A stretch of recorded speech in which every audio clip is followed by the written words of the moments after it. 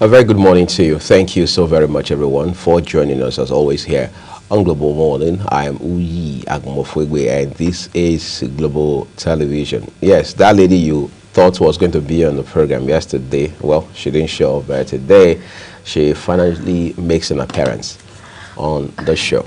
Why does it sound like I have disappointed you in some way? Well, I'm trying to conceal that, but we'll find a place in our hearts to forgive you. Okay, please do. All right, it's such a delight to be here today again, and of course. I'm so happy to see you. Me too. I share in that happiness. Priscilla Obasi says she's happy to be here. Of course, always happy to, as a team, bring you a Global Morning here every other day of the week, including on weekends. And as always, we have a lot lined up today. Like I asked Ramsey yesterday, well, he flat out said no, that he didn't eat from the pot of jollof rice. Yeah, but it will appear you also didn't share from that. I really wanted to taste that jollof rice. A lot of Nigerians are having their, their own comments. We've heard people come out to say, "Oh, it was so yummy." Other people say it was so delicious. So I'm wondering, is it that the rice did not mix well in the pot? Because opinions are not uniform. Exactly. It looks like some people ate the bottom pot, and others ate from the top of the pot. It was such a big pot of rice, so maybe in the course of the stirring, it didn't go well. I don't know, but I mean, it's still a big congratulations to Hilda Basi. Guinness World Record has, acknowledged her efforts, and to all the bad belles, well, it's time to say, shame onto you. Yeah, she has done well. Well, I think like Priscilla said, we just need to learn to support our own, right? Even when we do not believe in the process altogether, or we don't understand how it's going to go, we just need to find a way to throw away behind people who want to break from the norm, want to do something away from the conventional. I think that's where the challenge is. Most times, there are people who have not tried new things, either in their entire lives or for a very long time. So it doesn't naturally settle in their heads when Priscilla Obasi makes that move to want to do something away from the conventional. All right. But the thing is, while you may not support it, you don't believe in it, just find a way to understand that. I mean, it's the word of over 8 billion human beings, and people are not wired the same way. The lady has chosen her path, which is very clear. She has been very open and unequivocal about it. So each of us should go choose our path as well, and continue to pursue the things that we do believe in. We're not here to talk about Hilda Basi, but we also cannot pretend to not acknowledge a young lady who is doing amazing things and in our own way inspiring those coming from behind to do better, regardless of the field where they play. She's made us proud again, once again. Hilda Basi started the whole movement across Africa, I would say. After her first cookathon, experience, and we saw other African countries coming out to do other, writing to Guinness Book, and attempting their own kind of what do I call it? Their own kind of thing. So she stirred that movement, and it's so beautiful to see that. Along the line, I felt she was discouraged, having seeing comments from Nigerians. Some people came out to say stuff because of the fact that they want to trend on social media. That's also a factor. Everybody wants to give a controversial, point of view so that they'll get the clicks, they'll get the likes, and to what end, we ask again, why? Social media money. But then I am so happy for her. It felt like she was downcast during the event. There was a point when they were trying to weigh the pot of rice, and the pot almost collapsed. At that point, you could see the disappointment on her face. She was really downcast. But at the end of the day, we're so glad that Guinness Book of Records did not, use all of that to disqualify her. She still she still wrote her name in that book, and I'm really happy. I was excited to see the news yesterday when it broke out. Well, let's go. Each of us go cook our own kind of jollof rice. That's what it means. I'm curious. Can you cook jollof rice? Yes, I can cook jollof rice, but not that not the big size of pots. Yes, who knows? Of course, I won't have that number of people supporting me and all of that. I can cook jollof rice, really? But the challenges don't come. Putting a contest between me and someone from Ghana, and they say, is it Nigerian jollof? Yeah, please. Let's just enjoy jollof. Yeah, and we'll find with that. But then again, it's important to know that young people across this country are pushing the frontiers, all right, in different fields of endeavor, trying to do new things, break new grounds and things like that. So make not just Nigeria, but indeed Africa proud. And that's something we can take away from all of this. Today promises to be very interactive, and as always, we'll discuss quite a number of issues. But let's take a break now. When we return, it will be time to put those conversations in front of you.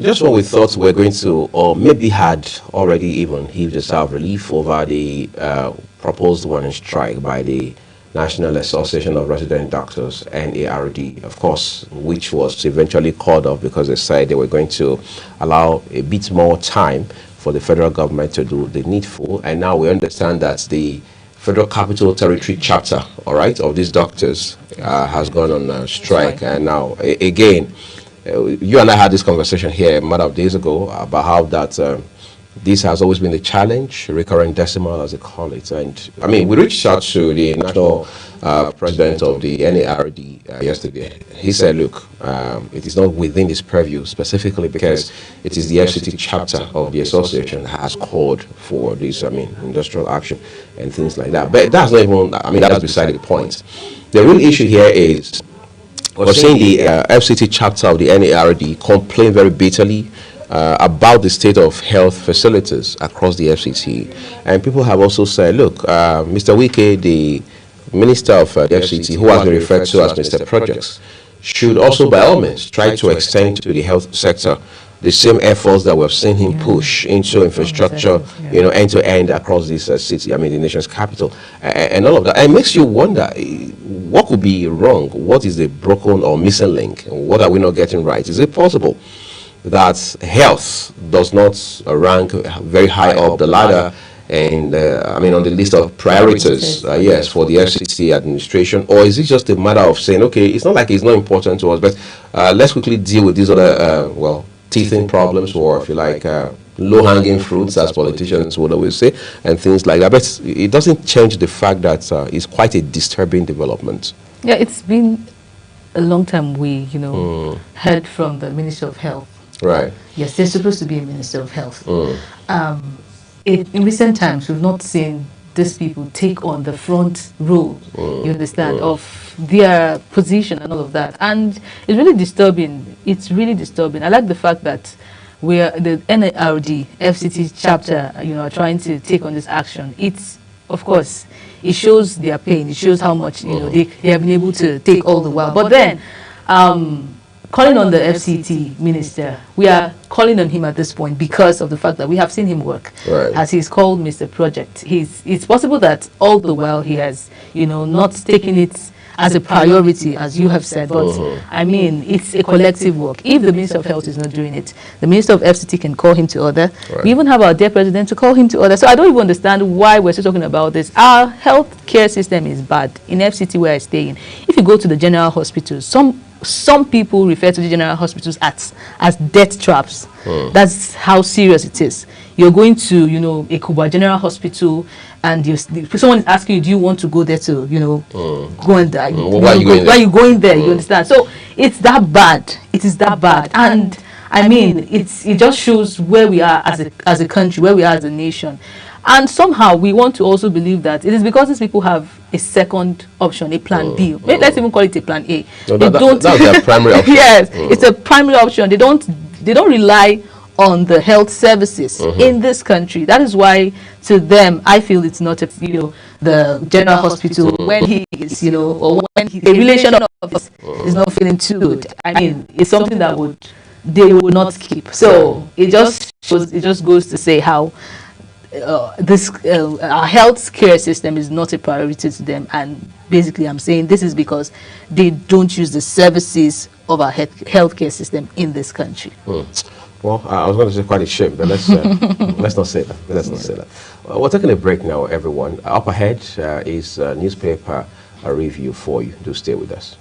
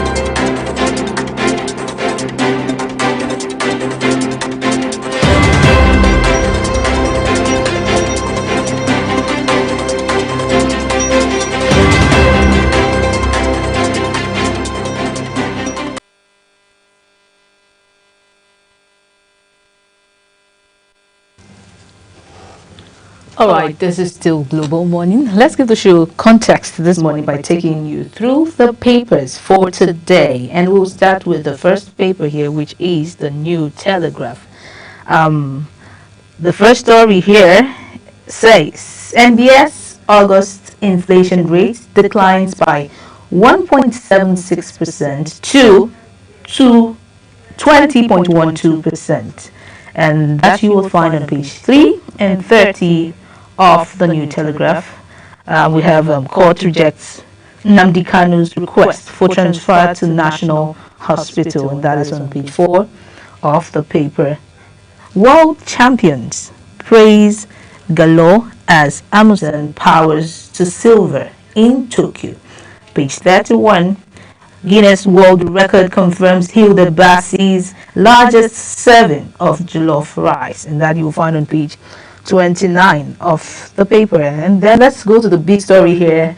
Incessant strike. FG insensitive to doctors' welfare, says the National Medical Association. There are two riders there. The first one says, deplores Makinde selective injustice at Lautech Teaching Hospital as Lagos branch rejects salary cut for members, 6 5-year tenure for CMDs and MDs. And there is SSANU.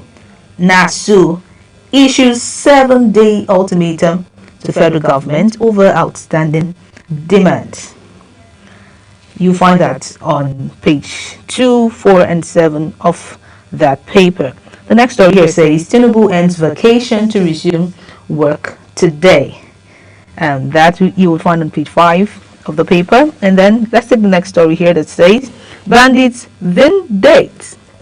Bandits violate peace deal, abduct 40 worshippers in Zamfara Mosque. That is on page 28 of the New Telegraph. And the next story here says Ibadan Convention will give birth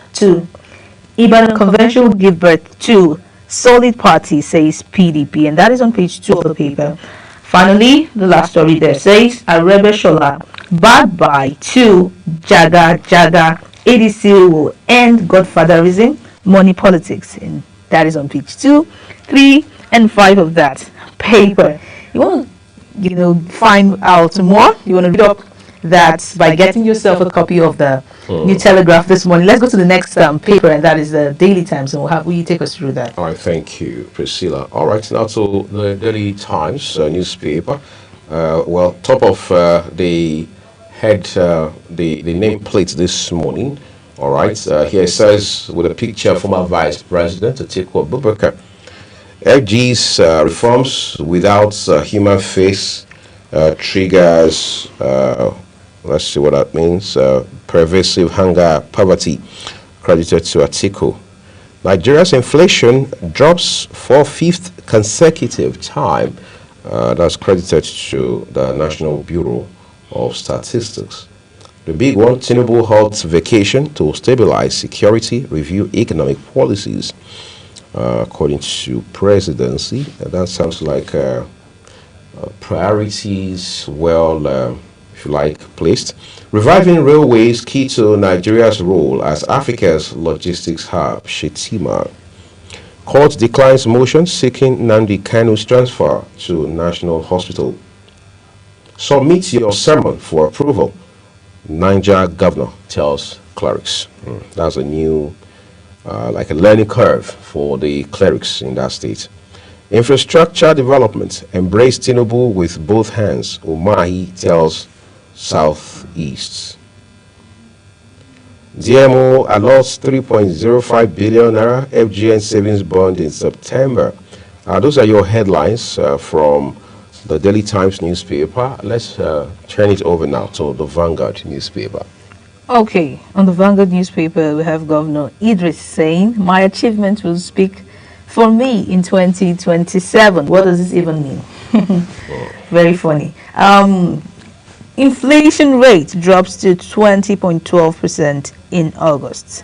And that's on page 19 of the Vanguard paper. No glitches, no excuses. PDP warns INEC on 2027. The big story here says, bandits adopt 40 in Zamfara Mosque as peace deal collapses. And there's a writer there that say, two writers actually, troops foil multiple terrorist attack in Katsina, Kebbi, and Zamfara. Gunmen kidnap Catholic priests in Kogi.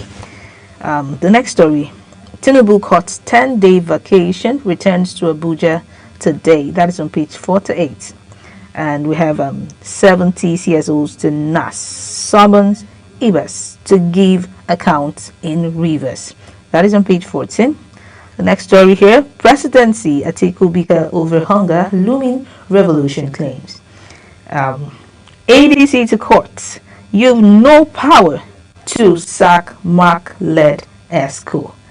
And then we have, coming from NAS to Natasha, allow Senate courts play constitutional role. That you'll find on page 8 of the paper. Let's go to sports here. It says, it's all God, Amusa, on winning silver at 2025 World Championship. And then the final story here says, it's coming from Sanu Nasu to shut down varsities September 22, 2009 agreement. That is from Sanu. Okay, let's take it to the next paper, and that will be Tribune. All right, Tribune newspaper now. The big story, that is the star story. First of all, from the Tribune here, it says 2027 PDP demands legal backing for electronic transmission of results. One of the writers says party not dead, declares confidence in Fubara as emergency rule winds down in Rivers, dismisses relevance of Atiku, others, says reconciliation, disciplinary measures in progress. On the left corner of the front page, move to reduce FG stakes in joint oil ventures capable of undermining Nigeria's sovereignty, Atiku wants. Oyo launches sustainable social protection initiative. I can't facilitate Natasha's resumption, CNA says Senate court must authorize her return. All right, that's the clerk of the National Assembly they're talking. And then on health matters, daily walking can prevent back pain risk by 23%. According to study, that's good to learn. Our refinery ended Nigeria's 50-year fuel queue crisis. Dangote, two writers here tell us, we are creating jobs, not displacing anyone. Industrialization, not importation, will give Africa's, will grow Africa's economy. Well, that's a no-brainer, quite frankly. Above the nameplate, Guinness Book of World Records confirms Hilda Bassi's largest serving of Nigerian. Then what's more, finally, here above the nameplate still, it says Nigeria's inflation rate dropped to 20.12% in August, according to the National Bureau of Statistics. All right, time to take you over to our next paper, and that is the Daily Trust newspaper. All right, on the Daily Trust paper, the first story there, just below the nameplate, Mafia's out to kill my refinery, and that is coming from Dangote. They seem to be frustrating Dangote in recent times. The next story here says 3 patients die at AKTH as Ketco cuts power over debt. Presidency Atiku trade words over hunger, poverty. And the big story here, amidst peace deal in Katsina, bandits abduct 55 in Zamfara. FCT doctor strike. Services grounded in hospitals. The next story, Tinubu cuts short vacation, returns to Nigeria today. And on 2027, UN warns parties against hate speech. Finally, Kano Maradi Rail project at 60% completion. That's coming from the president. Let's take it over to Punch paper. All right. Now, above the nameplates of the Punch newspaper, Sanu Nasu issues strike notice over unpaid allowances. That headline has a picture of the Minister of Education there, Alausa. FX inflows reserves boost Naira to 1,497 to the dollar. Tinubu Fubara end foreign trips, Ibas set for handover. And then beside, I just sent the nameplate with a picture of President Bola Tinubu right there. Presidency fires back as Atiku warns of revolution. The first story has a ticker that says feed price crash. Farmers faults FG's order as agro imports hits 2.2 trillion naira. What does the writer say?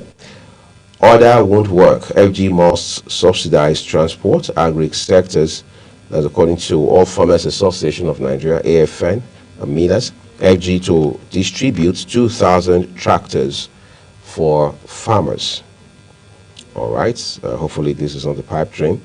Let's take it further down. Dangote vows refinery won't fall to oil mafia. The man has continually said that the oil mafia is after his refinery. Bottom right of the front page of the Punch newspaper, FG suspends controversial 4% import duty levy. Now, Nepal protests, 2 Nigerian inmates rearrested after jail break.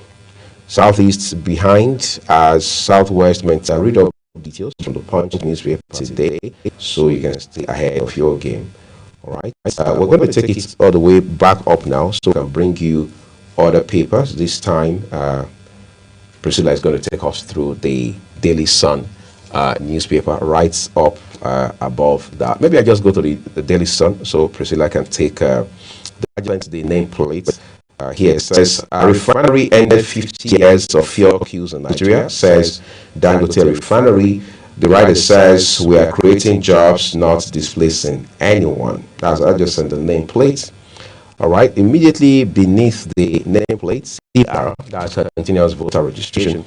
4.5 million new voters register. Students accounts for 1 million.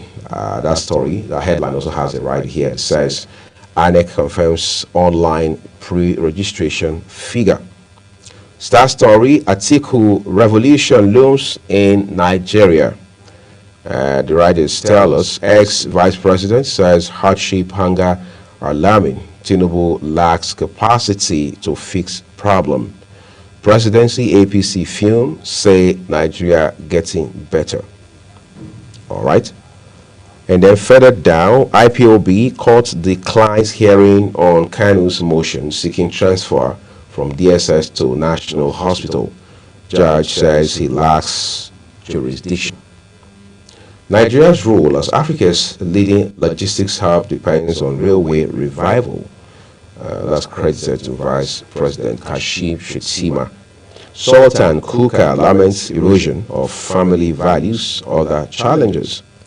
PDP tackles APC, claims ruling party in panic mode, shopping for endorsements. All right. Okay, you'll find those details, obviously, when you pick up a copy of the Daily Sun today. Let's take you to the Nation newspaper now. Okay, so on page 4, just above the nameplates, Judge returns motion by Kanu to CJ for reassignment. It says the next story, Dangote refinery creates 24,000 jobs with 1,000 trucks rollout. That is on page 2. Tinubu cuts short vacation expected back today. Page 2, why weak Qatar bridge must be demolished by federal government.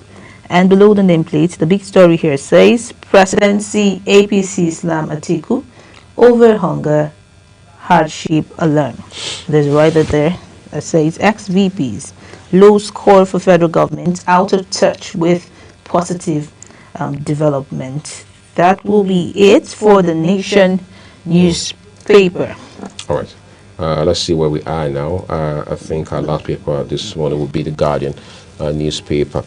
All right. The Guardian has quite a number of headlines with infographics, as is always the case. We begin with the headline, top left corner, 2027. Nigerians won't accept technical glitch excuses, PDP warns INEC. That headline has a picture of the chairman of the Independent National Electoral Commission. FG suspends customs FOB levy on imports. How our refinery saved Nigeria's oil sector by Dangote.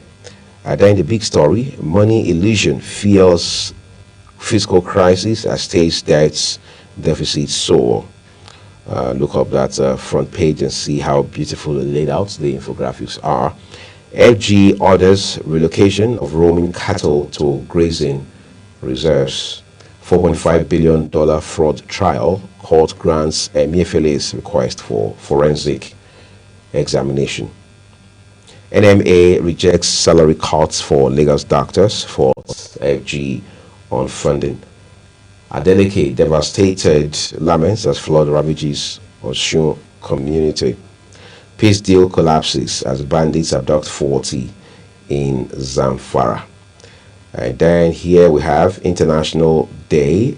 Nigeria's democracy faces grave threats from hunger, corruption. Atiku CSOs warn. Okay, what's more here says stable exchange rate food prices drive down inflation to 20.12%. And then finally, on the front page of the Guardian newspaper this morning, let's see. Okay, that will be all that we have for you from the Guardian. As always, we encourage you to do the needful by picking up copies of these papers or somehow reading up details for yourself. That way, you understand what the direction of the news is. Let's also be clear that these headlines are brought to you exactly the way they are published by their respective publishers. Global Television or the team here on Global Morning does not in any way contribute to them. All right, we'll take a break now. When we return, it'll be time to join Ogo Chuku Omobuna. Yes, I assume you are going to be surprised because the lady hasn't been on the show in a while. But she's going to be here in a moment to bring you Social Buzz. Please do stay with us.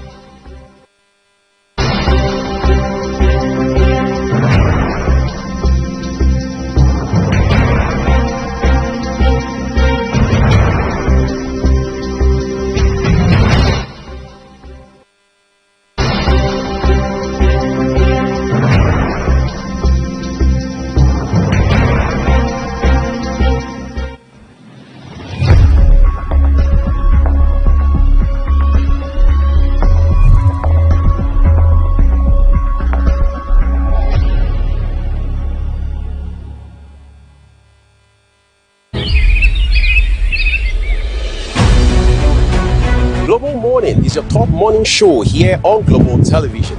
We bring you fresh news updates daily while delving into a variety of current affairs and topics. And at the same time, keeping you well informed about important events, both national and internationals. Global Morning serves as a valuable source of information, helping viewers like you start your day well informed.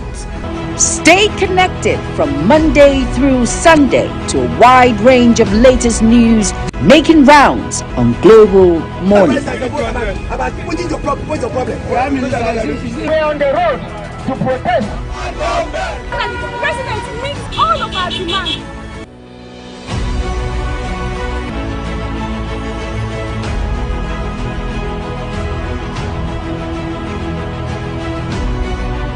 This is Global Morning.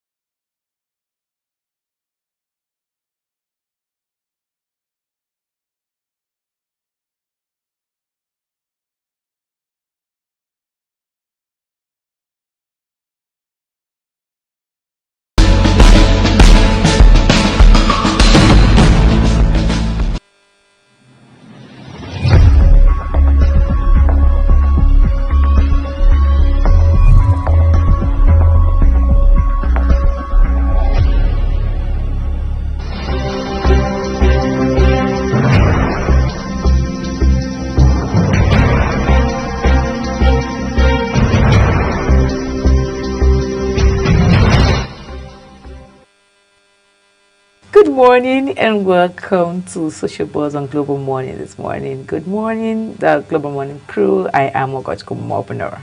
Today we're going to be talking about one trending issue that is actually making me laugh. It's kind of hilarious, but it's something that has been happening for some time, and it's something that we really need to discuss about. So today, a car disappeared at UBTH with food and drink meant for burial. A woman has shared a shocking experience that happened to her family in Benin, Edo State. According to her, they were preparing to bury her brother-in-law and had gone to the University of Benin Teaching Hospital, UBTH, to pick up his body.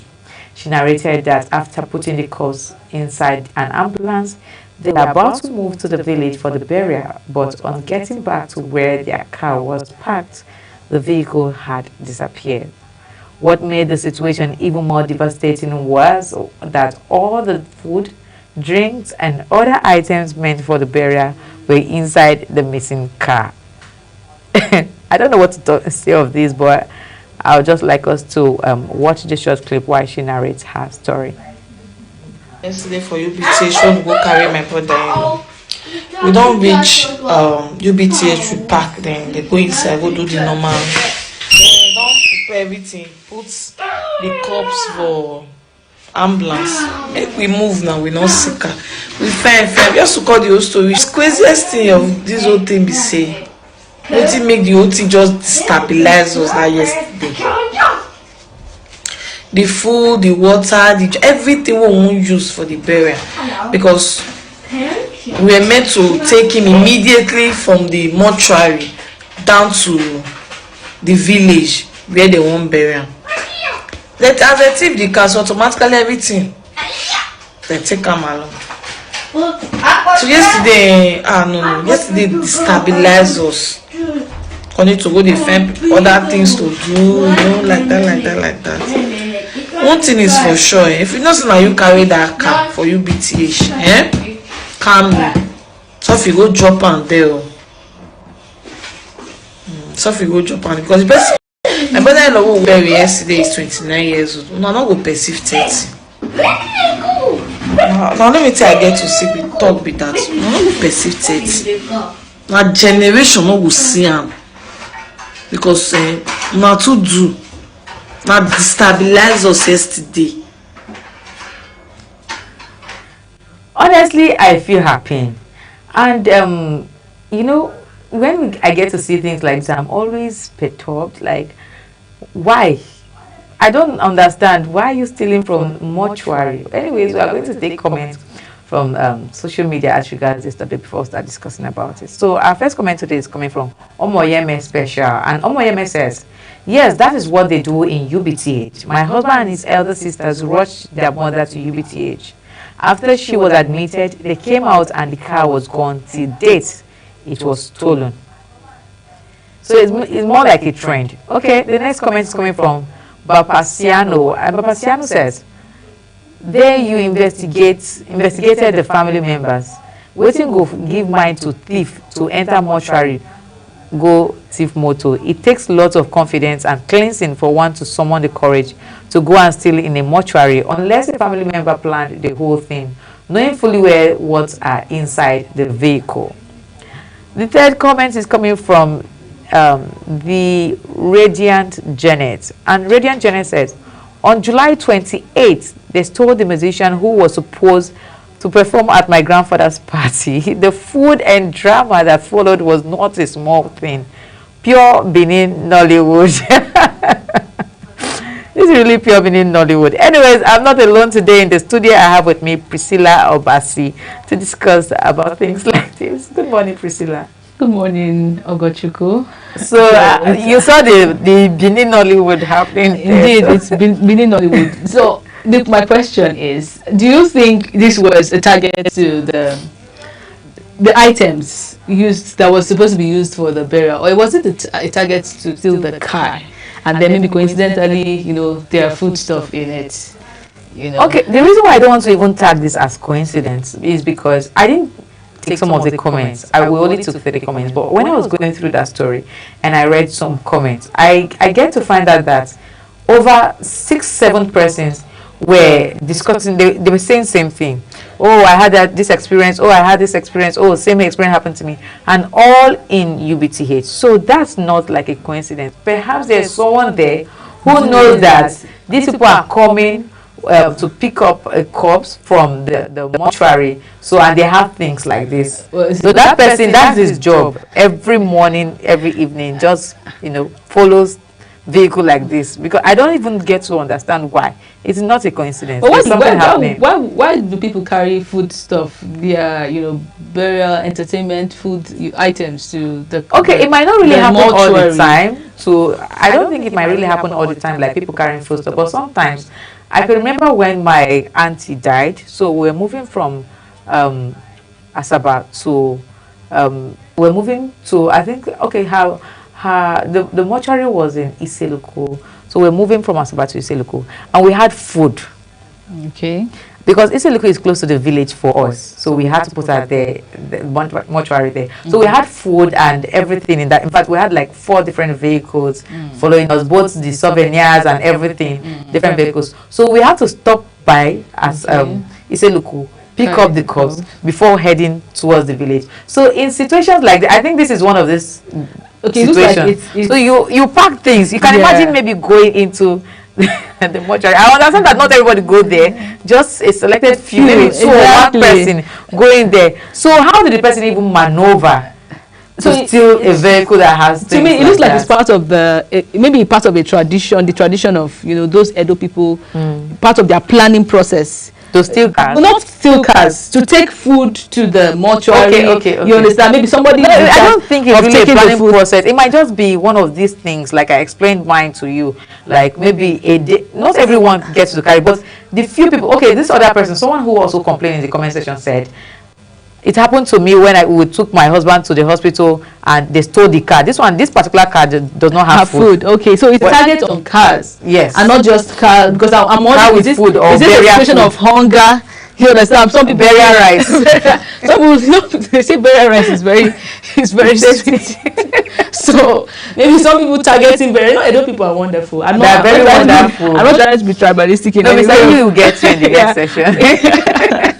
But this is hilarious, though. It is. Well, I'm happy that this is coming out on social media. This is going to bring raise awareness to that part. You be teaching so I wonder why this has been happening over time, and nobody has spoken about it. You know, even the staff in that environment reported to the police, exactly, expecting the police to handle this. But this particular woman is not even finding it funny, and that's the reason why she has come out to social media. You know, most times when people talk on social media, you see people still countering that thing and say, "Is it everything you bring to social media? Must you say everything?" But this is an awareness, honestly. We understand that people use social media for cloud chasing, while some other people use it to educate the public. This is an awareness. Yes. Many people don't, like me, I did not know things like this were happening in UBTH. Like, it's weird. So she's bringing up an awareness and asking the government or UBTH and the administration of UBTH to make sure that they look into it and stop things like this. If not, it will keep happening. Yeah. One person in that hospital or someone that doesn't even work in the hospital, you might be surprised, an outsider is coming to do that. And it's a very bad one,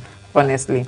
Like you said, I'm happy that it's coming out. You know, it has raised awareness. And please, if you're in that environment, be very careful. Very careful. We expect that the police authorities, you know, take charge of this situation and ensures that it doesn't happen again. Doesn't happen again. Definitely, it's not going to happen again. The Benin Nollywood, like the last commenter tagged it. Anyways, that's all we have for you today on Social Buzz on Global Morning. I remain Ogochukwu Mobno. Do stay with us as Global Morning continues.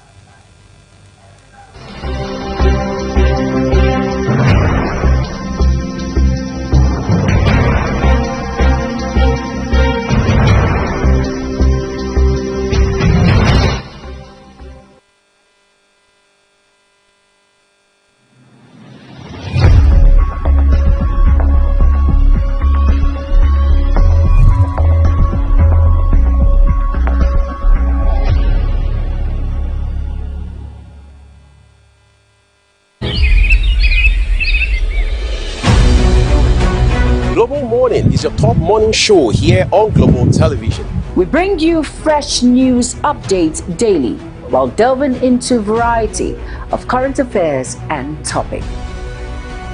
And at the same time, keeping you well informed about important events, both national and international.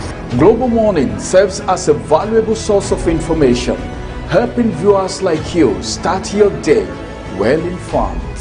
Stay connected from Monday through Sunday to a wide range of latest news making rounds on Global Morning. We're on the road to protest. And the president meets all of our demands.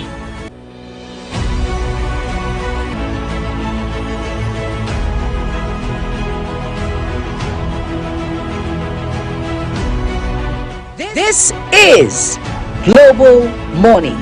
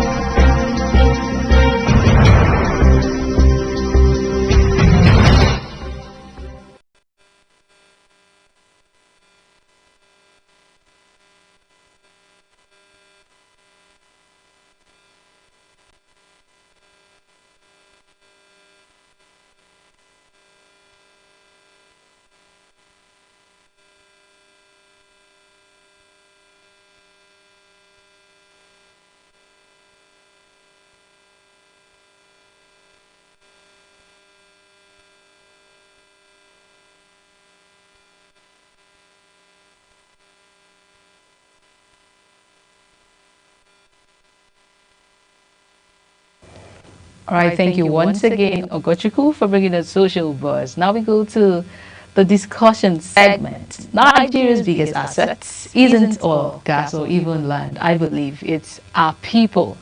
Yes, especially young people. We have talented, young people across the country. You look at them everywhere, from TikTok's kids, you see them on YouTube channels, you see fashion designers. We just had Hilda Basi break a new record, on the Guinness Book of Records, and that's something to be proud of. We have them, tech innovators, we have Nigerian youths showing diverse creativity across the world. But the question is, how do we move from just trending online? I kind of wondered what the whole fit Hilda Basi has just moved right now impact is. Of course, we have our names trending, it's something to be proud of. But beyond the trends online, how can we move from just that to actually transforming the economy? How do we, tune our dance steps? How do we move the whole social media influence into sustainable jobs, into businesses, and ultimately national growth? Today, I want us to talk about this. Our focus on today is harnessing youth creativity for economic empowerment, especially in Nigeria, of course, as we were talking about. So we want to learn, we want to know how to channel this energy, our talents, into opportunities that benefit not just individuals, but the nation as a whole. Yeah, joining me to explore this conversation is Mr. Wisdom Enang. He is an economic analyst with a deep understanding of how creativity, innovation, and economics can come together to drive real change. You get to meet my guest just after this break. Please stay with us.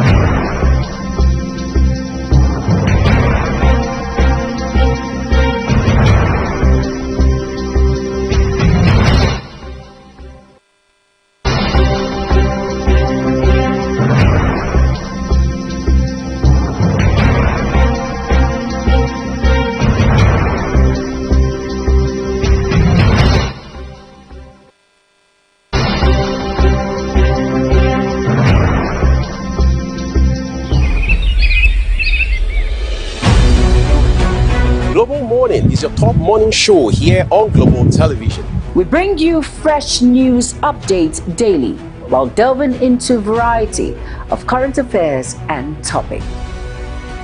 And at the same time, keeping you well informed about important events, both national and international. Global Morning serves as a valuable source of information, helping viewers like you start your day well informed. Stay connected from Monday through Sunday to a wide range of latest news making rounds on Global Morning. We're on the road to protest. And the president meets all of our demands.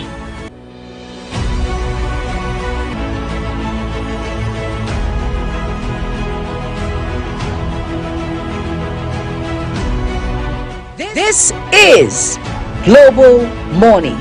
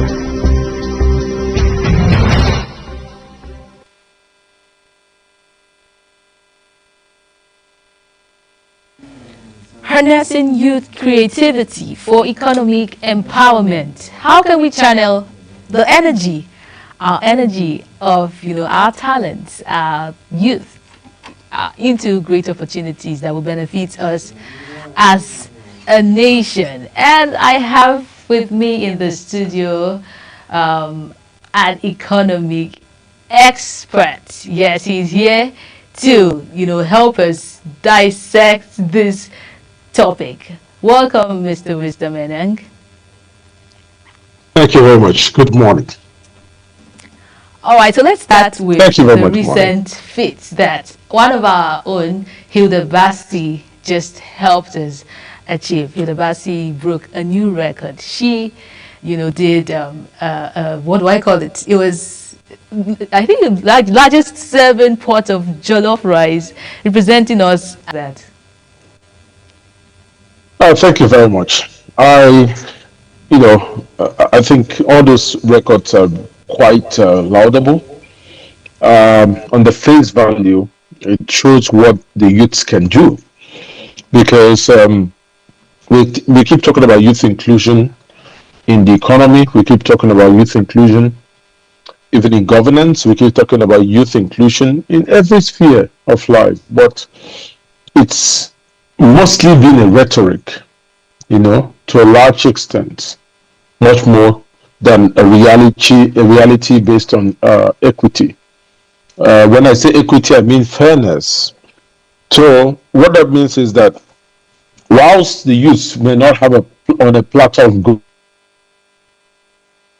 opportunities being brought to them, because sometimes you even look at opportunities being meant for the youth, and you're asking yourself, at what age is the real youth? Because it's a very gray area. People say the youth is below this age, or even at this certain age, I am still a youth. But what is very important is that we now have youths that are really youths. There's no argument there, and they realize that the destiny that they need to get is not something that we brought to on a platter of gold, and they go for it. And that's what she has done. The second bit that's quite interesting for me is how Nigerians can quickly connect the dots between those records and enterprise. And that's very important, because if you stopped at just having records, I mean, that's if you open the Guinness Book of Records, there's so many records there, but some people do not really understand how to monetize those records, how to make sure that those records now translate into sustainable wealth and income. And I think for her, if basing from the first record that she had, there's been that demonstration, and definitely it just shows that Nigerians understand how to maybe steer the course of taking things from just a national and international record to creating an enterprise opportunity out of those records. Past leaders, we've had one of our past leaders come out to say Nigerian youths are lazy. Do you agree with that in any way? Where do you think that was coming from? No, I don't agree. And I don't think he said Nigerian youths are lazy. It's lazy Nigerian youths, maybe just referring to the lazy ones. I do think that a lot of things have been, kind of mixed up. And that's pretty much the way I put it. There's a difference between youths that are lazy, and there's also a difference between youths that are very much they have the mindset of not going through the tough part of life, but they want to get it quick. They want to get it really quick, and so they're not patient enough. There's a difference, because those ones that are going through the shortcut route are doing so because obviously they feel that life can come any quicker. But that's my biggest worry. But I do not think that in this time there are youths that are purely saying, look, I don't want to do anything, I just want to be there. Let us also understand that being a Gen Z, for example, in today's world, some Gen Zs, by virtue of disposition psychologically, they do not have the time to go through traditional methods. And again, this is the age of disruption by AI. So when somebody is telling you going to maybe traditional work for 40 years and retire, a Gen Z person is telling you how they can use AI and trade a certain amount every day and make some returns on their trading. They're looking at how to make money through the creative economy. So you cannot say that because those set of youths are not willing to go through and work 40 years somewhere just to retire and be pensionable, even when the pension itself can be eroded with the value of the naira can be eroded over time. And because they do not want to do that, you think they are lazy. Or because the youths of today are more interested in what happens, in terms of how they use their brains and get things, and not how they use their hands. So it's all a relative thing, and I think we're mixing it up. It's a normal, sort of evolution. Back in the days, achievements were mostly done by what we did with our hands. I mean, i.e., farming and all of that. Today, achievements are done by what we can do with our brain. What the government needs to realize is that you cannot class that as being lazy. A change in the pattern of value creation, which is not only happening in Nigeria, it's happening globally. Right now, even people are selling AI prompts. Youths are selling AI prompts and making money online. So if someone says, look, I have 1,000 AI prompts and they're selling it, will you say that because they're not working in an office, going out to the traffic every morning to make money, that they're lazy? That's not true. So there's a number of things that we need to do. And until we define these things properly, we may not be able to solve the problem, because if you cannot identify the problem, you could not measure the intensity of the problem, then you cannot find a solution to that problem. So I think there's a difference between youths that are totally lazy, which I think they're non-existent, and youths that have a different shift in mindset as to what productivity means today. It doesn't always mean that we should go into the farm and physically do some physical work. The youths have metamorphosed into thinking that the future belongs to those who have firm mindset The future belongs to those who can think and who can articulate things, and is more idea-driven than strength-driven. The inability of, say, the older generation to come in sync with the younger generation has made it, you know, kind of slow for talent, especially digital talent, to translate into our economic growth?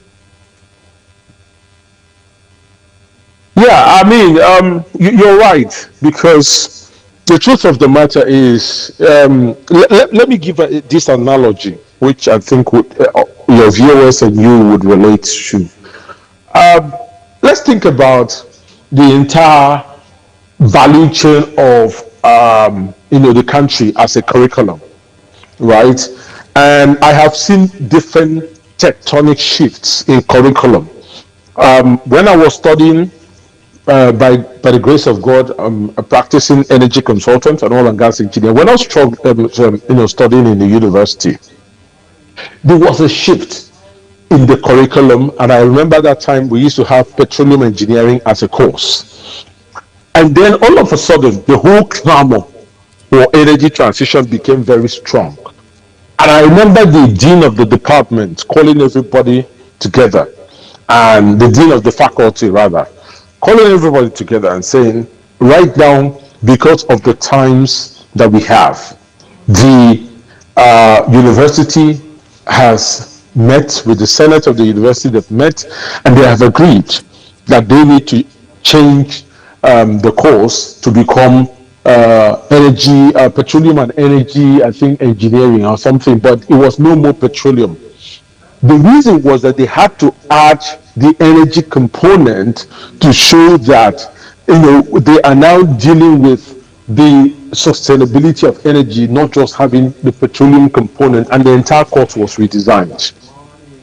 Similarly, just at about the same time, most conferences that were, for example, the Nigerian Petroleum Summit had changed its name from International Petroleum Summit, had changed its name to the Nigerian International Energy Summit. So my point is, predicated on the times that we have, they have been need to update certain, even the curriculum in the university. Now back to what I was saying.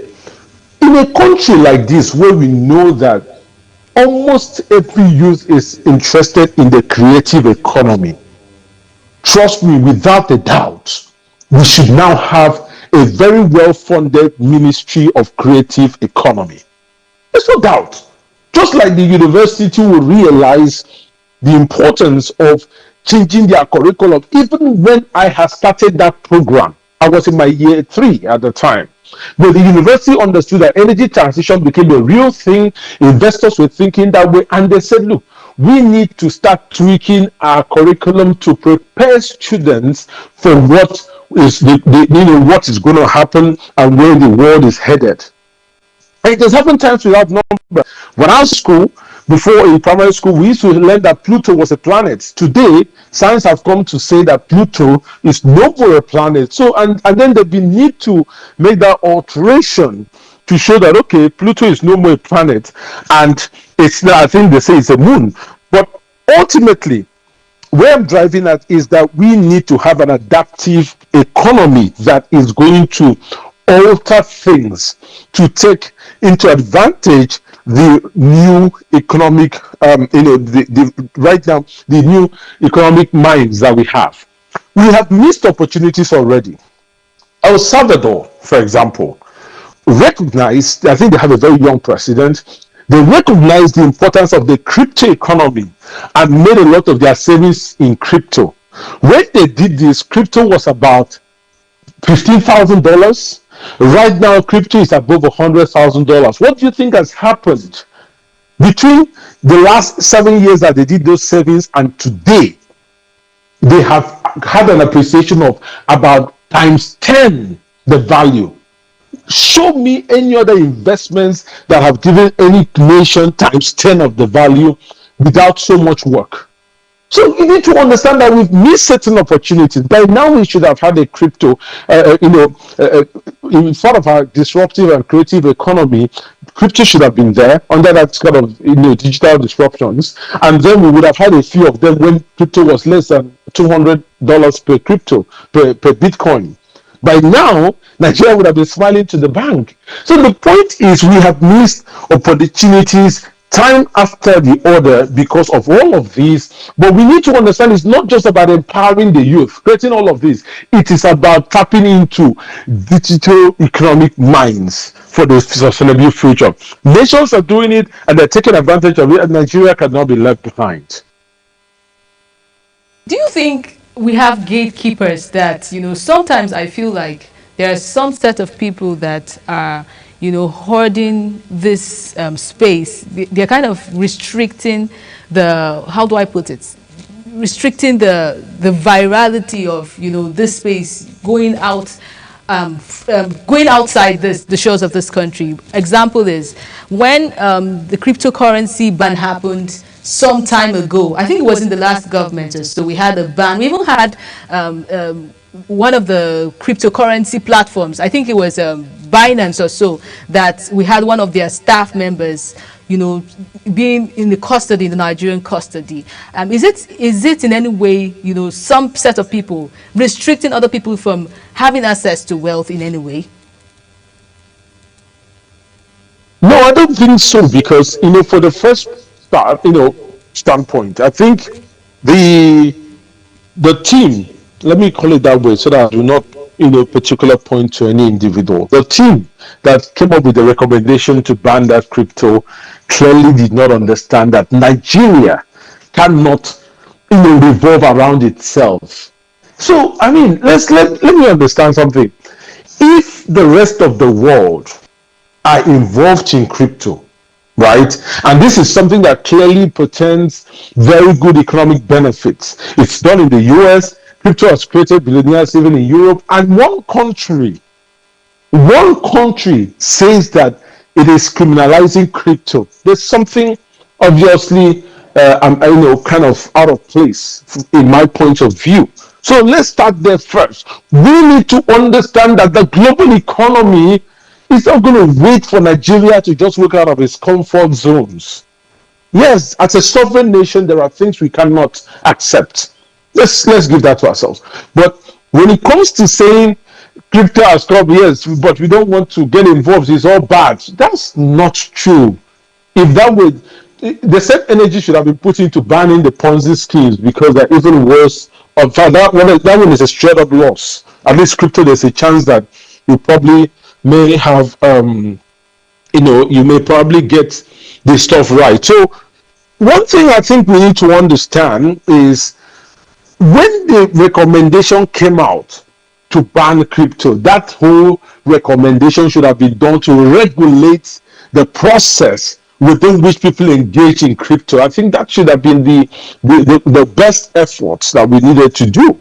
So for me, going forward is we need to understand the global economic potential of all of these opportunities that we are losing.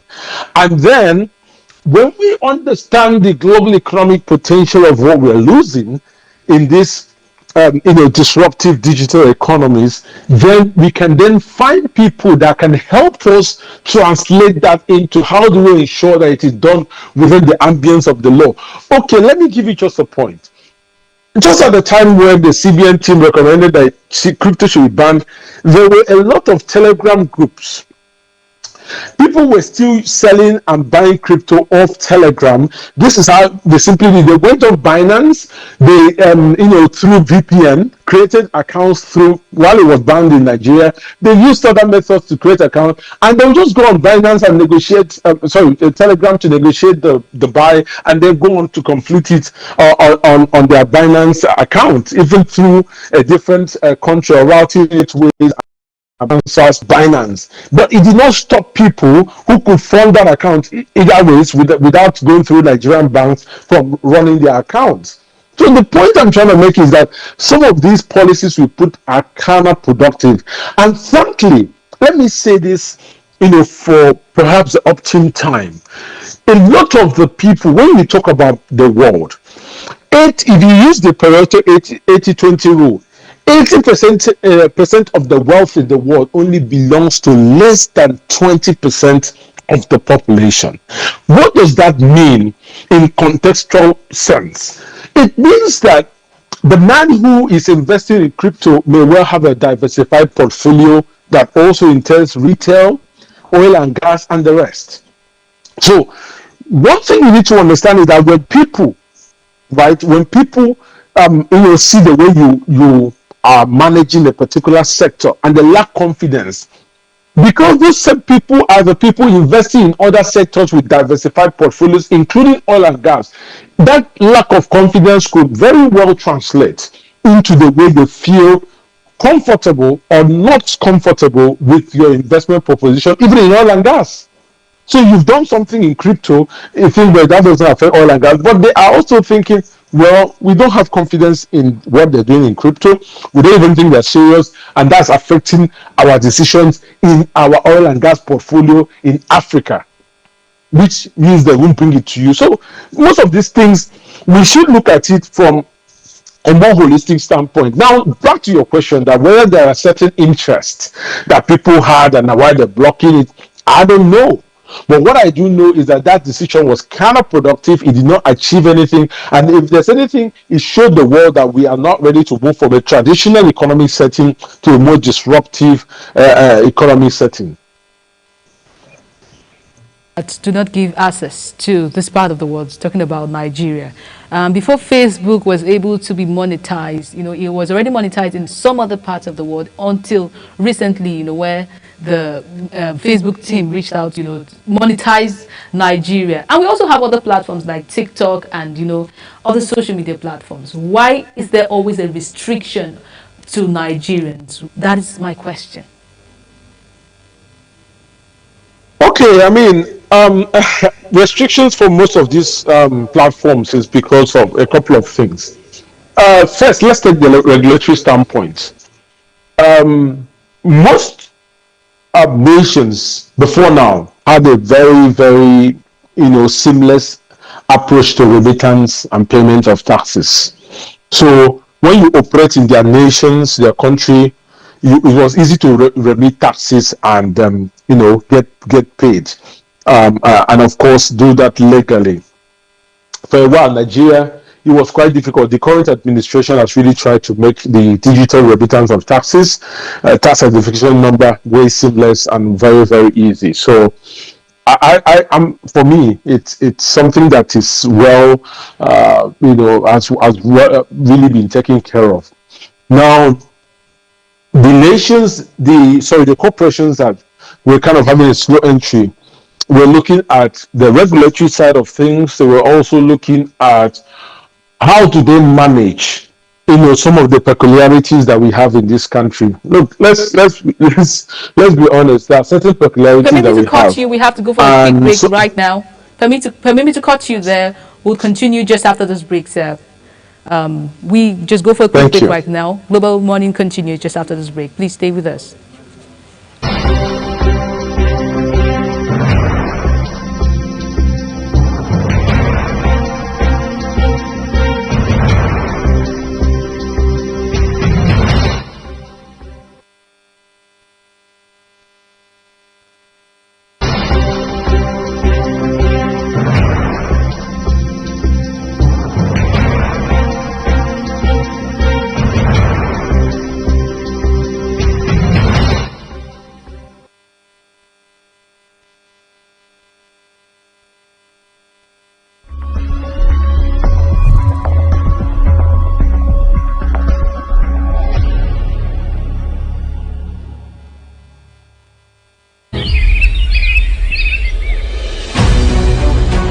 Global Morning is your top morning show here on Global Television.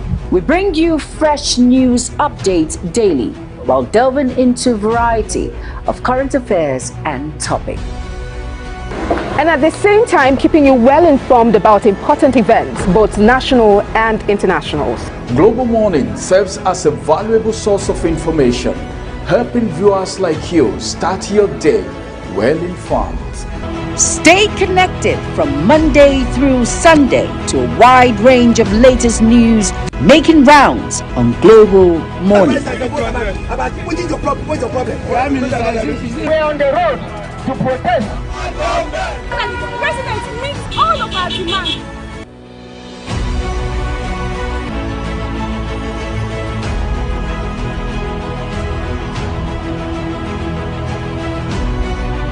This is Global Morning.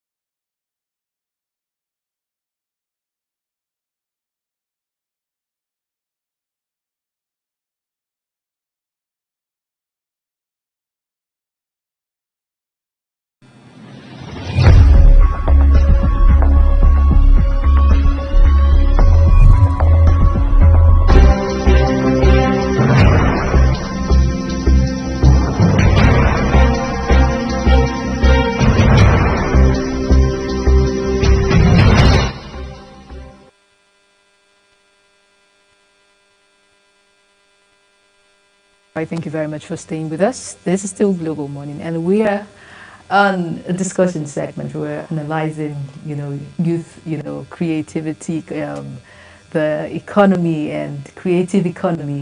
And we're still with our guest, Mr. Wisdom Enang.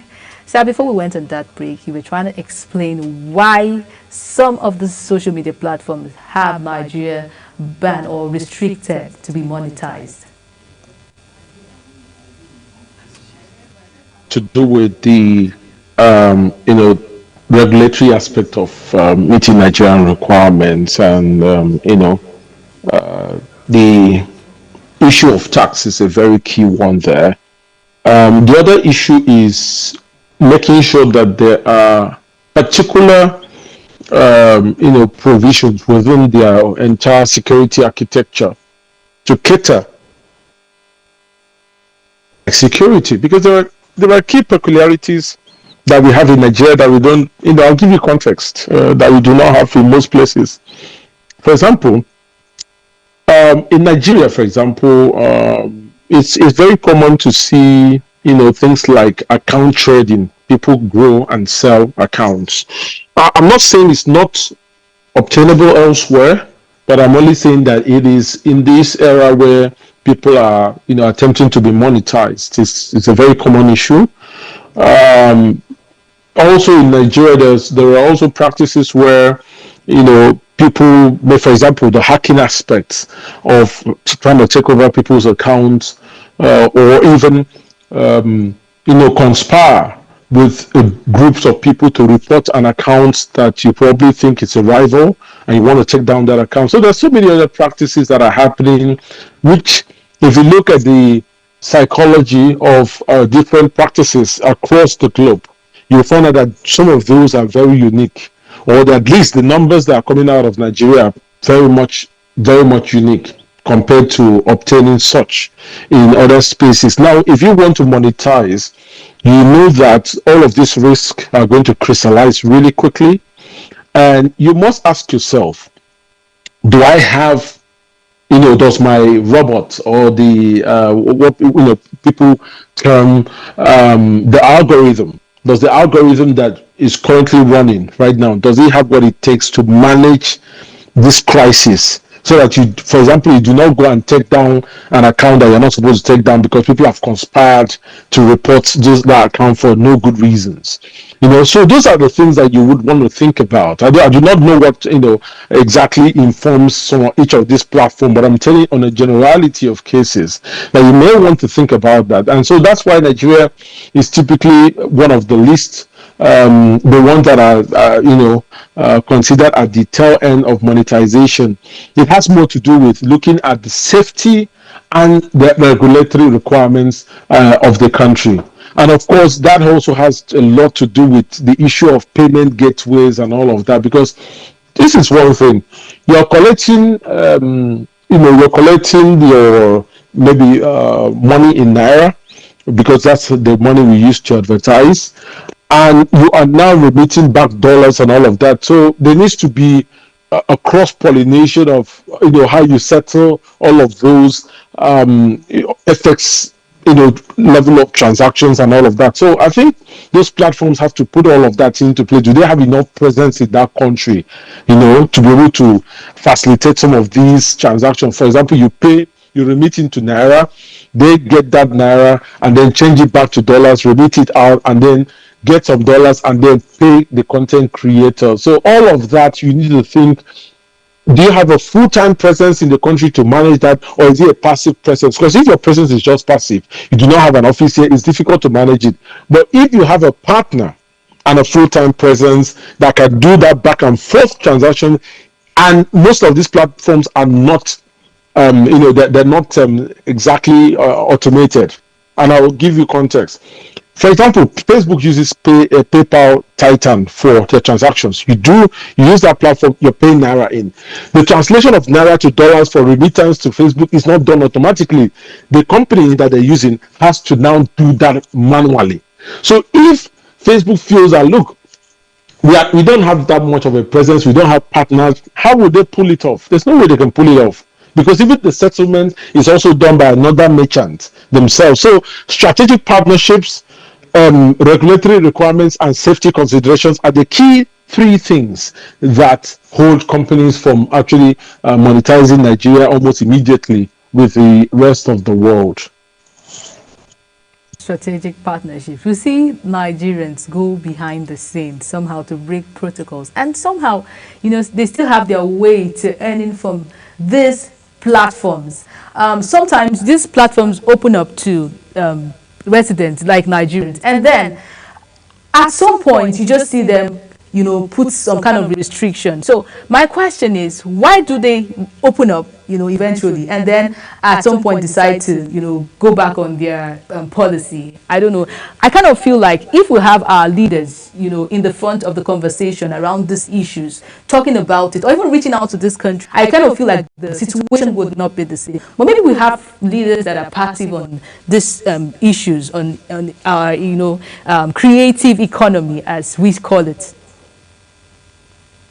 Yeah, I mean, see, to be honest, you first need to understand what the economic potentials portend before you can even, really appreciate the need to go for it. I mean, that's what, look, times without number, you hear the statement that the day you stop learning is the day you stop living and you start existing. And for a while, I've been hearing AI. I never really thought about, delving into it and looking at the potentials that it could provide. Until recently, I just said, okay, let me take some time to dig deep and really understand AI, most importantly, as it affects a very traditional industry that I work for, like the oil and gas, which, when I mean traditional, a lot of our day-to-day stuff are really based on operational guidelines, and very less disruptive, because it has to do with safety. And in the industry, we say the more boring, the safer. We don't want anything too disruptive that can blow up a gas facility and kill hundreds of thousands of people. So essentially, when I sat down was when I truly understood the power of AI beyond just creating fanciful pictures out of AI, because what people simply know is they want AI to write them an email, and they say, AI, write me an email. People just see fanciful picture. Oh, that's an AI picture. But there is more to it. And it all starts with, like, I always say to people, you can't give what you don't have. And so the first thing is to even understand what is there, what are the potentials, and that speaks volume to, kind of an advocacy, right, of what the government should do in terms of training and retraining their decision makers on the evolving trends. Let's get ourselves out of this whole, it's kind of government civil service setting, and then send our bright minds from government onto some leadership programs, onto some disruptive courses to tell them trends that are happening and how developing countries like Nigeria can tap into those trends. It is very important. I'm going to tell you two parallels in terms of our experience, and I'll tell you what happened and what was the success factor. Think about Nigeria and the whole concept of Yahoo, as they call it, and think about India and the whole concept of internet fraud, as they call it there. India ran a more sophisticated scam than Nigeria right from the 1980s. Go and check the records. India ran sophisticated scam. All it took was for the Prime Minister of India to say, look, what this is simply telling us that a lot of our guys are no more traditional. They're not developing traditional skills like, all of those working in factories and working in those farms or producing fabrics and all of those, or producing hair and all of that. They have now developed to gaining tech skills, and because there is no job, they were setting up real-time offices where the scams were taking place. They will impersonate, either two things. They were either impersonating global companies like Microsoft and the rest, or they were simply hacking different people, hacking information or hacking softwares and giving it out at a reduced price. So this was what India was doing. But what the Prime Minister realized was that, why don't we create tech hubs in India? And then build this place, set up facilities, give them the ability to earn in foreign currencies, allow tax remittance to be so easy, and then get India to be what we can call like foreign technical centers. Now, Indian companies began to market all of these, their foreign technical centers around the world, and global companies were setting up. And I can give you a bit of an example. In the days past, if you called a US customer service, for example, of a company, of a retail company, and you called them after official hours, you are more likely to be picked up. That call is more likely to be picked up by a receptionist or some sort of customer service manager or support staff that is domiciled in India or that is domiciled in Philippines. There is a 95% chance. How did they achieve that? India transformed their tech group to become the world capital of outsourcing. There is hardly any company that you want to get tech today that may not have a contact in India where they have some support, remote support if they need to. And so right off the bat, the whole issue of virtual assistants, the whole issue of getting customer service support remotely, India already conquered that space. They conquered it. Today, they even have schools that people go to and they are licensed to become virtual assistants.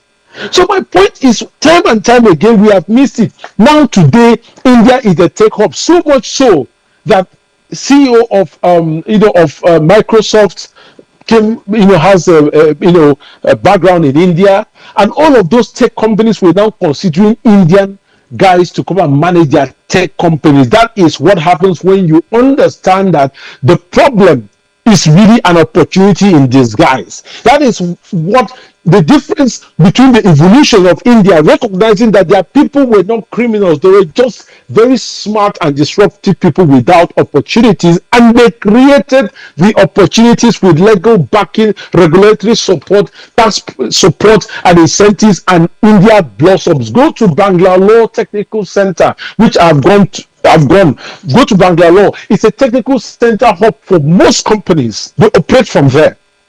So the point I'm trying to make is that we have seen opportunities. We have parallel lessons. We have lessons in other developing nations that we can copy. It's very simple and apply. If only our leaders understand the opportunities that hide behind the buzzword. The buzzword AI, the buzzword big data, the buzzword machine learning, and how to apply it to our own economic situation. It is not just those buzzwords that will transform our economy, but the application of those buzzwords to solving a problem that is peculiar to Nigeria that will make a difference. We have lost the opportunity with getting remote jobs because India has beaten us to that space, have beaten almost the entire world. We have lost the crypto economy. I've told you El Salvador is an example that has a very good crypto economy right now, and that because they bought those stuff when crypto was about $10,000, and now they are basking in the euphoria of having one of the biggest reserve of cryptos for any developing nation. We have lost that. I hope we do not lose the creative economy and the opportunities that are contained within that creative economy. People say poverty is a tool for politicians, and sometimes you would want to think that all of these actions are deliberate to keep Nigeria in abject poverty because of election season and all of that. Well, that is just on a lighter note, but let's go to our educational system. You're a doctor. In our educational system, equipping young people with skills needed for the creative economy is key. What are reforms? What are reforms we need to put in that sector to ensure that, we have students equipped with 21st century skills? Thank you very much. I'm going to take that question in two parts. First, I'm going to take the question of the reforms that are necessary per the curriculum, and I'm going to take the reforms that are necessary from a mindset standpoint. Now, first and foremost, let's take the mindset. I have a very simple problem. And the simple problem that I have is that right now, the mindset of the Nigerian audience is skewed to you must be controversial for you to be viral and make money from the creative economy. And so when you do that, it now creates a friction between being viral and a good content creator and still maintaining your ethics and values that represent you as a human in the society. And when that disconnect happens, I'm concerned. We should evolve into a society where we can promote people that have quality educational content and get them to be known. We shouldn't be seeing, because it tells a lot on the sort of content you see. I'll give you a bit of more further context. If I flew today and went to the UK and I was checking my feeds from the UK, my Facebook feeds, I'm more likely by geographical disposition to see the contents that are more of the UK contents than the Nigerian contents, if I did that. Now, what does that mean? If I were there, when I see the quality of contents that go viral in that nation, and I come and superimpose it on the contents that go viral here, I think what goes viral here is more controversial. Why must it be that what goes viral is either showing a very controversial approach to life? It is the one that is fighting government that goes viral. Why do we have such a mindset as a nation? It's worrying. What goes viral are promissory schemes that do not even have any backing, financial schemes that tell you to bring 10 naira and get 100 million the next minute. So we need to really understand that shift in mindset, that creators can be very unique, create maybe even if it's comedy content or educational content, collaboration, is very key. Abroad there, you see people come on live and they come to maybe a celebrity in the creative economy space is coming on live with younger people just to pull in traffic for those younger people. We don't see that here. I mean, you hear certain things. People tell you, oh, if you don't belong to my own association, you cannot go viral. We are the ones that own this space. I mean, why do we do this? We will complain about certain forms of leadership, but we ourselves are creating ourselves into the emperors that we once complained about. So I'm more interested in the psychological mindset. Then the second thing is, when we are reforming curriculums, now we should teach people that people will only gravitate towards things that present value. So there's a difference between a post that has engagement of views and a post that converts into a kind of conversations. And I've done social experiments of these. If you post something and on face value doesn't provide value to people, they'll just view it and pass. So you have that post have so many views, less comments and interactions. But if you post something that is maybe something that you've discovered and that applies to everyday life, a tip that applies to everyday life or applies to how to get opportunities out there in the wider virtual space, then it creates that sort of relativeness in the minds of people, and people can then begin to communicate. Look at the comment section, people are interested. Those reforms should really show people the quality of content by way of, allowing them to even understand, get case studies to see what makes the contents go viral. Understanding, okay, this is what to create. This is even what to create at certain time, because what you create and put online by weekend is not what you create on a weekday. Of course, what you create on Monday is not what you create on Friday. So these are going to formalize the entire education is the act of creation, right? Whether it, now I think in the Nigerian economy we have in the Nigerian educational space we have this communication arts and all of that, but how do you now communicating the arts within the creative economy? The psychology of creators economy is one. You could learn about the psychology, think about the difference in how the psychology varies across the various parts of the world, learn about what happens. The algorithm on each of the platforms is another learning point, very key, because what makes people go viral on Twitter definitely will make you go viral on Facebook and TikTok. So understanding how to create a value within those platforms and still maintain ethics. Understand the do's and don'ts within all of those platforms is a different topic altogether that we can incorporate into our communication arts, especially on the digital side of things. Also understanding things that are probably done, you see people do it, but they are against the law, and if the law comes for you, you will be found wanting. Those are areas we can then flesh out and put into our curriculum. As I said, communication arts is one. There are other areas where we can put all of this, mass communication and all of that, and then teach people. We can even do it as a certificate course.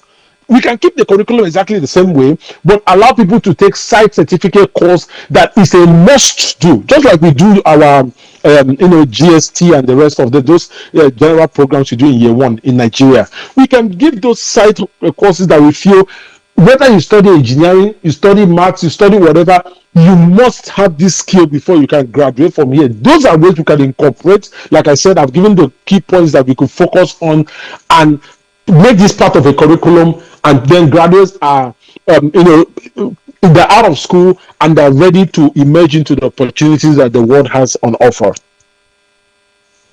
Yes, Ted. We need to incorporate courses like digital literacy, just, like we have the GSTs you have just mentioned. And I think social media now is made up of two categories of people. We have those that are digital literate. They are, producers, video producers and all of that, those tech guys. And then on the other hand, we have the there is this majority of the uneducated ones. I think they kind of fall under the category of people that put out content on controversy basis.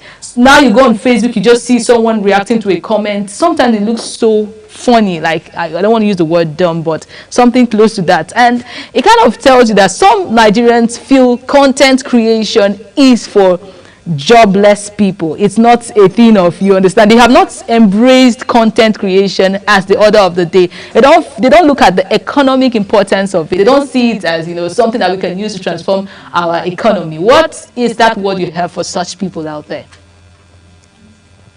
I think they need to understand that all of these are meant to attract people towards the value that you present, and ultimately we have virtual opportunities here and there, but you can only use it depending on the value mindset. I think the whole let's put it this way: when people like Albert Einstein, the greatest one of the greatest atomic physicists that's ever lived, said that the imagination is more powerful than knowledge. I can now relate to it in this era of digital opportunities. And I'll give you context. You and I have a ChatGPT and somebody else has it. You go sit down on ChatGPT, please write me an email on how to thank my colleagues for celebrating my birthday. And I come to your history of ChatGPT chat, and that's all you write. You always write things, you're always asking them to write to you. And then someone else is saying that, okay, ChatGPT, I want to sample, do you have pull out data on the top business opportunities that would work in maybe Lagos State, and how much people are willing to pay and where the top paying clients are, and even get me access to that data. And ChatGPT goes in there, maybe at the Plus account or Pro, mines all of that data and use it to make informed decisions. At that point, the limiting factor isn't the knowledge. The ChatGPT is there.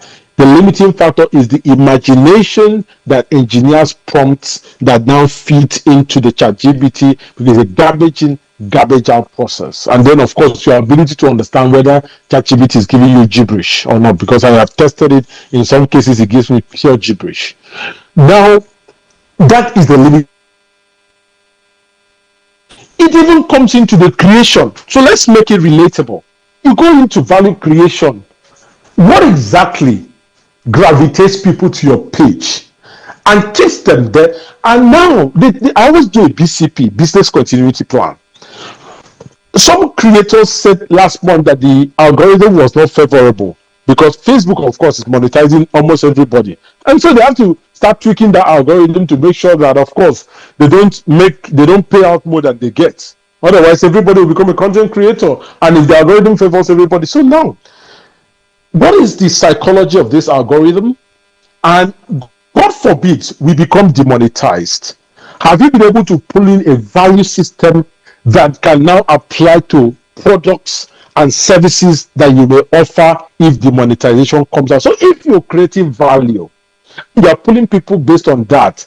You can be sure that if Facebook announces to know that we are no more monetized as a country, that crowd, because they are chatting on value, you can easily transfer that value from whatever physical or virtual stuff you were giving to maybe a product or a service, or you can even add on as you have more services to offer. You can even extend that. Or if all you have is controversy, the moment we are demonetized, you are really back to the scratch. So we need to think broadly about it as a business continuity plan, about it as a psychology, because, like I said, you go out there, the feeds of the content that you present that kind of comes your way as you step out of this country, maybe on TikTok, for example, very predominantly, you see the quality of feeds and programs and educational stuff that you just spend an hour scrolling through. Come into the country, begin to scroll through, and you are seeing people on their own content, and you're asking yourself, really? I mean, yes, there's space for entertainment, but I see more educational content when I step out and look at the same feed. So it tells about our priorities as a people. I always say something. It is fantastic to set up groups and try and advocate for what government should do, but also understand that when we talk about the productivity of governance, it is about the inputs from the government at the productivity index as a people. The inputs come from the government, fantastic, but the productivity as a people is extremely very important. Okay, thank you very much for that. Finally, before we go, there is a case of, young creatives exploiting. For example, like you mentioned, Facebook have been tweaking the algorithm. You see people put out original content and other people go lift their content and put it on their own walls. And I feel like this is, it's a very funny mindset of Nigerians. It's rampant. It's becoming rampant. So how can we protect young creatives from exploiting, especially in, videos, music, and, digital products? Well, I mean, when you say it's a very dependent, each platform has a way to do it. Now, let me give you two options that they could do. One, you can go on an outright ban and say, okay, well, we've flagged. So, for example, YouTube will flag that content, and that content will not be eligible for monetization. Facebook at the moment, I think they'll have to what they do. I mean, that like I've experienced is if they flag a content that has digital stuff from another creator, they will send the message and say this content has digital stuff from this creator, and this creator has accepted that any content that have stuff from their own content should be sharing revenue with them. So they will tell you that this is monetized but on a revenue sharing basis. They do that. So typically striking people's content down may not work. There may still be a way around. I think it's all collaboration. If the original content creator is recognized, they should get a bigger share. And even when you share their content, you should have a smaller share. And so I mean, I wouldn't mind, frankly, if people are sharing my content and making money, and I'm also making money. Now let me pause a bit or punctuate a little bit and take us back in time. Remember when the whole concept of piracy was coming out for music, and people were like, oh, how did they get to release my music? I haven't even sang it. And people were worried because the whole issue was to keep that music exclusive and sell the CDs. That, I mean, for some people, they wouldn't, for some of the younger people, they may not even have seen what a CD looks like, but sell some of those CDs that have those music. And remember those days where we used to have, across people even hawking CDs and playing them on radios and pushing them across the road. And all you needed to do was, if you like the music, you call them and say, oh, I want to buy this music CD. And so when those musics were pirated and played for free, a lot of those groups were upset. But then came the digital transformation, which was three things. The first was things like YouTube. People were voluntarily putting their digital content even on YouTube because they were making money from the views. So whilst you were worried about piracy, a lot of the creators abroad were even putting their own music for free and streaming them on platforms like Spotify, streaming them on YouTube. And even right now, when you create digital content and you still want to use a background music, but each time you use that music, the creator gets paid. So there's been a shift in the in the utility value away from just say I want to do it on my own, sell my CD alone, to a collaborative economy. So that's why I'm advocating for a collaboration-based economy where there is symbiotics. Okay, where my content could not reach, somebody else has extended that reach, and I'm also making money from that reach. It's a win-win. Nobody's going to complain. If my content is only making money in Nigeria, somebody takes it and now uses it in Dubai, and now I'm getting paid from even Dubai when I've not sent their content there. That's a win-win for everybody. So I think that's the way forward. Collaboration, absolutely. Very key. Absolutely. Thank you so much, Dr. Wisdom, for coming on the show this morning. It's been an insightful conversation. Thank you, and thank you. Thank you very much. God bless you. All right, so we'll end the conversation here. To our viewers, our conversation has shown something. Of course, it's shown that Nigeria's future doesn't just sit in oil wells or government budgets. It lives in creativity. It lives in energy and the ideas of young people. Our task is simple. It is to turn that creativity into empowerment and empowerment into real economic growth. This has been Global Morning. We will go for a quick break right now. When we return, we will wrap up the show. Please don't go anywhere.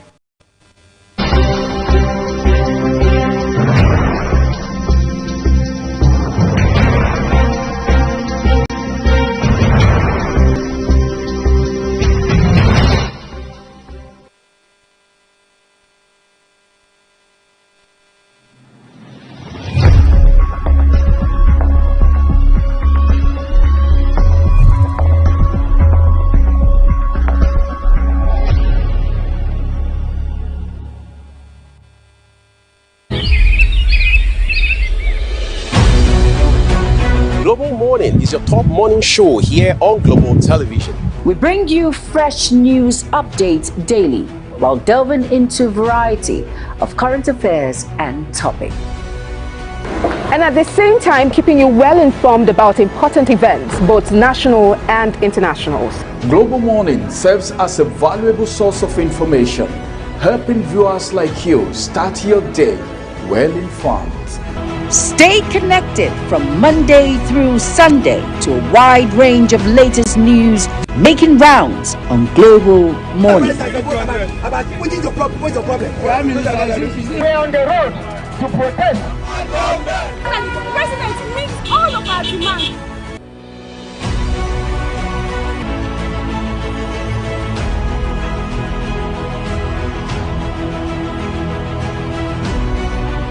This is Global Morning.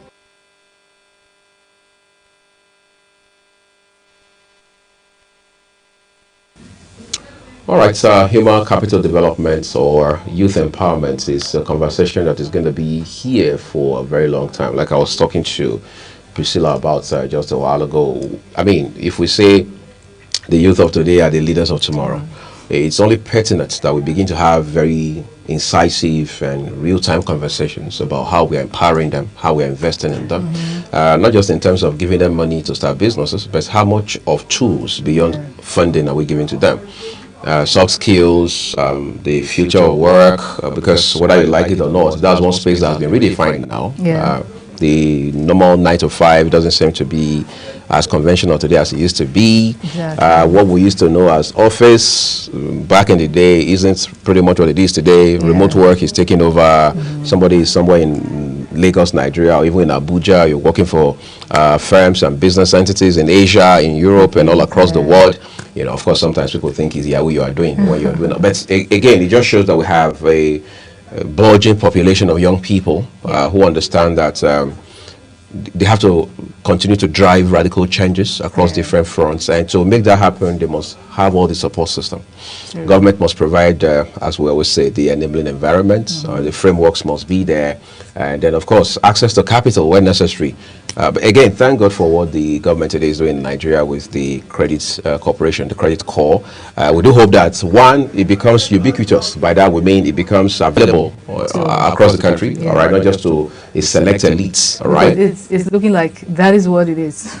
We hear of these things in the books, we hear of them in the paper, we hear them, you know, we hear of policies, new policies, and the question is, who benefits from this policy? Does the common man benefit from this. It is just for a selected few, like you have just said. We hope these things change.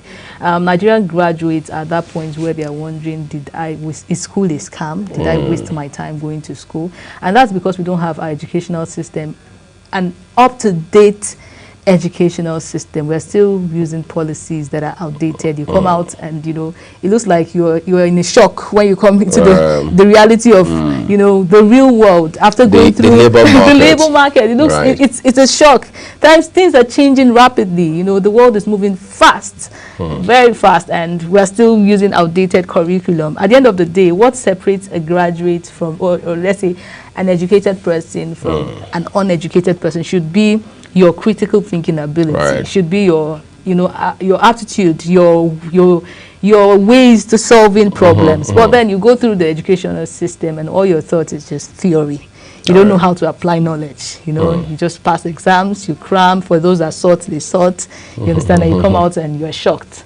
Well, this is to say that we as every Nigerian youth needs to understand that at this point, you need to take the bull by the horn. You need to understand that your life is your own. You cannot wait for your government to do everything for you. You know, use your head as much as you can. And I mean, you just have to be the change you want to see at this point.